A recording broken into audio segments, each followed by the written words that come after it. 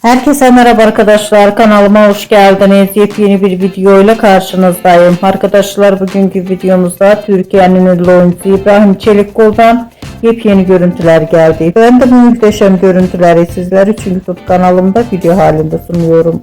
Umarım beğenirsiniz. Arkadaşlar, videomu beğendiyseniz kanalımı izlemeyi ve bildirim butonuna basmayı unutmayın.